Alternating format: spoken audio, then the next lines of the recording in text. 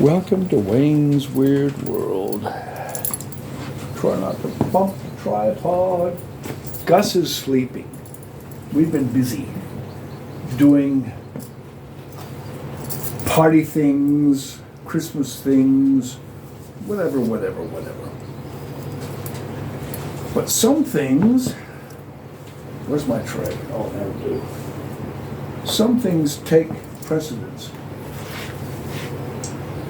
These I've been using for cleaning up possible driftwood mounts. Why? Because of this one. Oh, there it is, it's soaking. Toothbrush, different hangers, even a bamboo meat skewer ends up being really helpful. Now this is going to be drippy wet, but I had a look at it when I did my aphid patrol, and it's falling apart.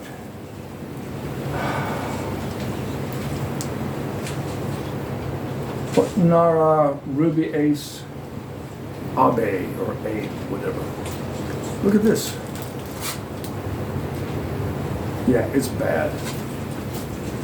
This was mounted in 2019. And I promise you this, it would not last another year. It's completely rotted away. So, what I've had to reconsider is my choice of driftwood. Now, some people will mount their orchids on man fern. Some people will mount their orchids on pieces of pine bark. All kinds of options. I've even seen them mounting them on pieces of plastic something or other. And that, to me, is the antithesis of what an orchid does. Okay. Orchids don't mount themselves. They don't grow on plastic. They don't grow on concrete. They don't grow on some of those things that people do. But it's easy. It's like in a plastic pot. Orchids don't grow in plastic pots. But it's easy. Yeah, right, okay. I'm going to bundle up all these little bits of fishing line and torch them so that little birds and mammals and things don't get tangled up in them. I've seen too many pigeons and seagulls with one leg from being tangled up in fish line. I have no idea how successful this is going to be. But what I'm going to try and do is tease off.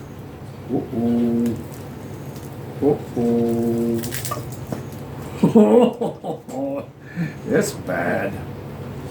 Tease off as much of this old rotting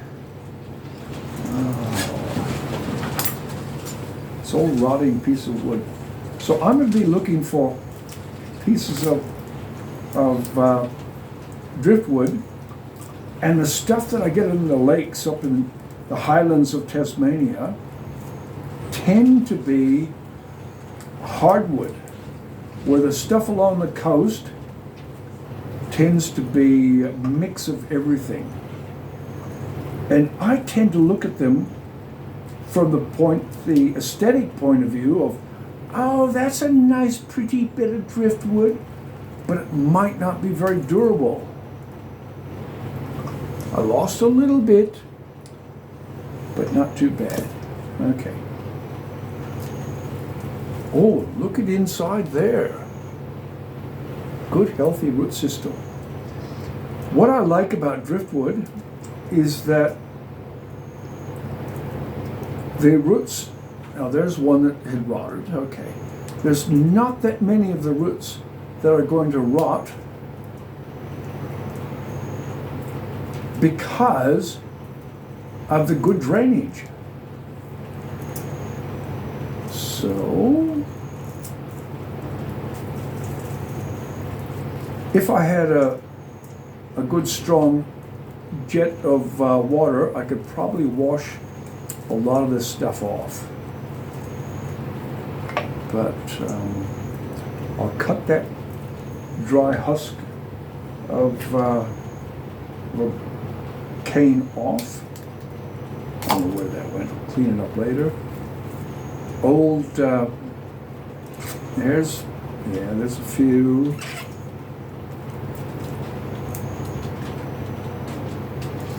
And I always try and make sure that I have several different mounts as a selection, because when you're doing this, I don't know what it's going to look like when I'm done.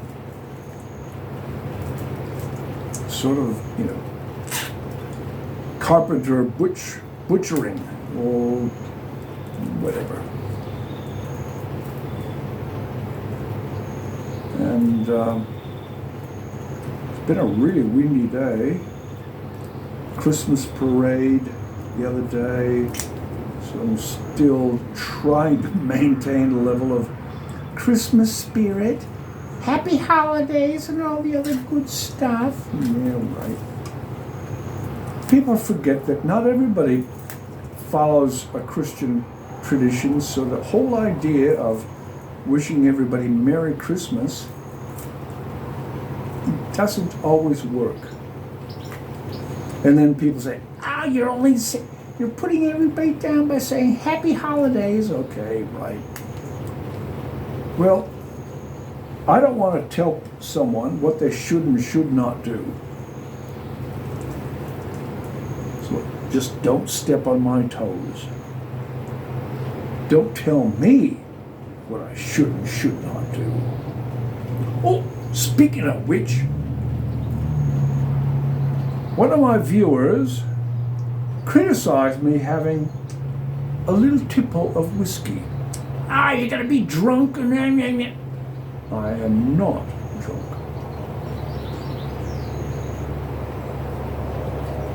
But to have a nice little tipple, at the end of the day, it's already like 5:30, nearly 6 o'clock p.m., late afternoon. So I don't see anything wrong with it. And if you do, that's your problem, not mine. Don't impose your beliefs and your restrictions and structures on me or anybody else. Leave people to do what they do. Now, if you fall down, help them up. If they're in trouble, ask them what you can do to help. But to go and tell someone what you should do, and that's a sore point with me with orchids. People telling me what I should do, always and never. Okay. I've made enough mess with this one. Oh, big mess. I'm just going to give it a look at that. Yeah. I'm just going to give it a quick rinse. And see what I've got. Dirty hands too. I'm going to be able to handle these things. There.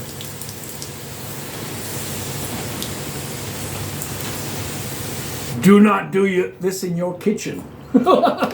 Why? And people, apartment dwellers and so forth, they've got no choice. Shake all that muck. They've got no choice. But I do. Now, take it into the shower. Give it a hose in the shower. There are always options. Now, make sure it's good, strong, solid wood. This is what I've cleaned up, but it doesn't have a mounting wire in it yet. But when you're cleaning them up, something like an old bamboo meat skewer will take some of that bark off without gouging it. I don't use a wired brush because a wired brush is going to rip into it big time. Now this is another option. Now I haven't really decided. Always have more than one. I don't know how big it's going to get. Some of them get quite large. I've got another one over here that I was considering. But I think it's going to sit on this about there. And with a little bit of luck, with a little bit of blooming luck. When I'm cleaning them up, this is a medical surgical tool that I find works really well with bonsai, but that's just a little bit too vicious. Toothbrush, picking out some bits with tweezers and digging in there works really well. I think this one's going to go on there. Okay, get that out of the way. Get that out of the way. All these other little bits and pieces. Hang that back up. Mumble, mumble, mumble, talk to myself. Okay. Ruby Ace. Cool. All right. All right. Let's put you there.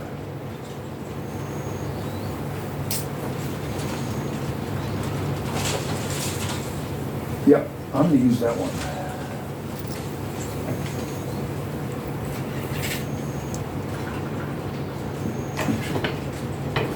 Put my apron back in place.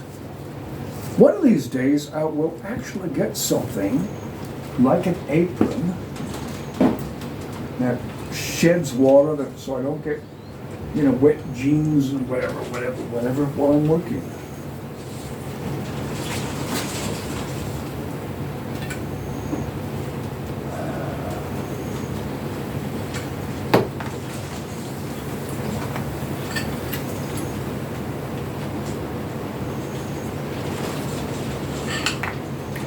There we go. That's all secure. Cut off that little tail. Make it easier so I don't have to worry about it later. Hang that back up. Oh, come on, shoulder. Oh, my shoulder aches sometimes. Okay. I'm going to put this bear onto the timber and put a little tiny bit of living sphagnum moss just over the roots, but not too much. I'm really glad I hosed this because it's a lot easier to clean it up, that last little bit. Those I don't want to damage, so we're just going to tuck it in.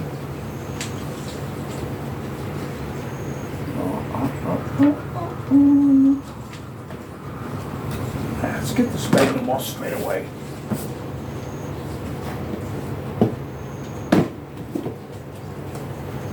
Now this isn't my best quality sphagnum moss, but it's still green, living sphagnum moss. So I'm going to put that in here. Whoop, get that little bit of grass that's growing out of the way. Okay. There we go. Get you around behind and across.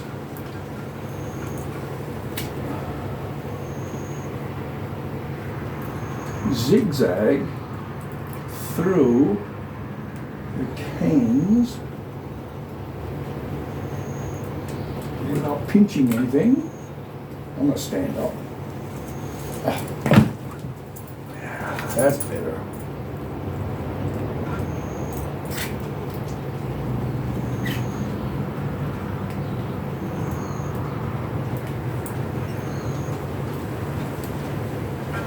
if all goes well, another 6 months, this one's going to look really well settled in.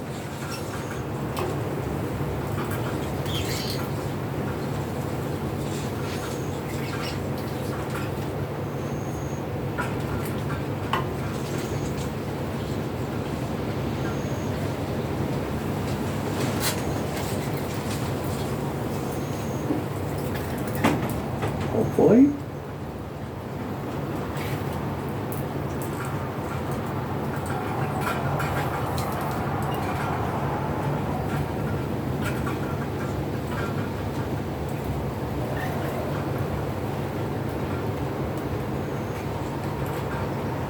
I think that's it. Yep, that's it. We'll go diagonally up here so that I don't have loose fishing line, which I have found can be a bit of a problem. Okay, now we'll backhand loop again.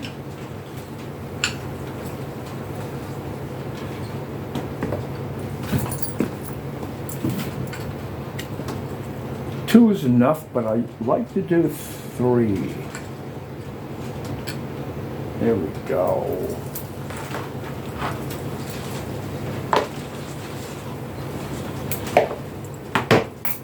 Done. Not gonna fall off that. No, she's fine. Ah, that's it. Wayne's Weird World Orchid Rescue from a very badly deteriorated orchid mount. You can see the frass, insects get in there, moisture gets in there, and it just falls apart. Yeah, look at that. Completely breaking up. The freshwater ones, you don't have to worry about cleaning them up so much. Ones I get up in the lakes and rivers in Tasmania. Saltwater ones, I hose off, I soak.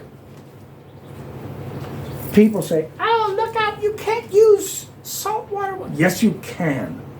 Just make sure you're thinking through the process.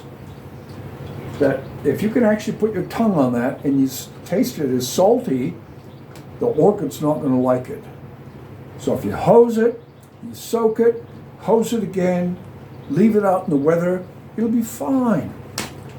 All right, that's it. Wayne's Weird World. Rescue. Orchid mount. Cheers. We'll see you next time. If I don't see you before, happy holidays, Merry Christmas, and all that other good stuff. Bah humbug, whatever. Cheers.